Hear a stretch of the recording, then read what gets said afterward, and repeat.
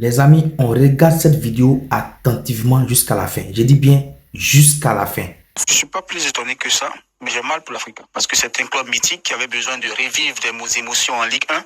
Malheureusement, je peux même avoir un doigt accusateur sur la fédération. Parce que si vous vous rappelez bien mon analyse, eu égard à la décision qui avait été prise par la commission centrale des arbitres, de dire que l'arbitre avait fait une faute technique d'arbitrage. Et pour cette raison, il est suspendu. J'avais dit que c'était une très mauvaise décision. Et la décision était infondée. Mais cette décision permettait à la commission de discipline, elle, au regard des tests de la fédération, de prendre une décision pour annuler le match, le résultat du match de Isca face à Yamoussoukro FC. Donc on sanctionne l'arbitre, mais on ne sanctionne pas le résultat. Enfin, pour moi, clairement, c'était vu que c'était un stratagème pour permettre à Isca, à Yamoussoukro et Isca de rejouer le match.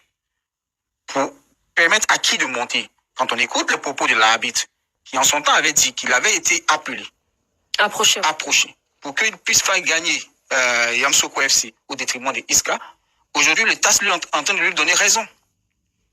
C'est ça. Et ça fait mal à qui? À l'Africa. On aurait, dès le départ, ne pas prendre ce genre de décision-là.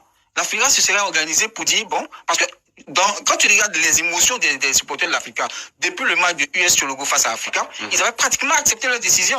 Ils avaient pratiquement accepté leur défaite. Même si on sait que dans le monde du sport en général, quand ça ne va pas après, on cherche un bouc émissaire, les arbitres, c'est la personne la plus... voilà. Ils avaient pratiquement accepté leur décision. C'est lorsque la fédération a relancé le fait en disant, on annule le match, le résultat du match, Isca, Yamoussoukro FC, pour faute technique d'arbitrage, alors que ce match sera rejoué, ils ont ravivé l'espoir au sein des supporters de l'Afrique. Joël? Je voulais quand même expliquer les points 4 et 5 de façon terre à terre pour que tout le monde puisse comprendre. Donc dans cette décision, il est dit que les résultats du match du 26 juin ayant opposé Yamoussoukro FC et Isca, donc c'est-à-dire le match rejoué, sont annulés. Et que donc les résultats à la décision 5 dit que les résultats du match du 14 juin, donc le premier match, est homologué. Donc c'est-à-dire que le premier match, c'est ce qui s'est passé au premier match, victoire d'Isca, qui sont 2-0, qui sont homologués. Donc, ce qui veut dire que l'Africa reste en Ligue 2. C'est ça. Mieux. Dans le jargon juridique, comme il est dit, après, effectivement, la FIF doit prendre la décision de réintégrer Isca. Mais mieux.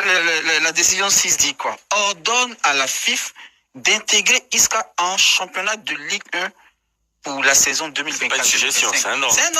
C'est un ordre du TAS. Le TAS ne suggère jamais. Le TAS, c'est comme il impose. C'est comme une décision de justice dans un tribunal normal. Lorsqu'un tribunal donne son compte rendu, ce qui est dit, c'est appliqué. Il n'y a pas de si vous pouvez, si vous voulez. Et également. Justement, le point 9. Exactement. Le point 9 est très important parce que le TAS dit rejette toute autre ou plus ample conclusion des parties. Et en plus, condamne la FIF à verser à Isca. Voilà.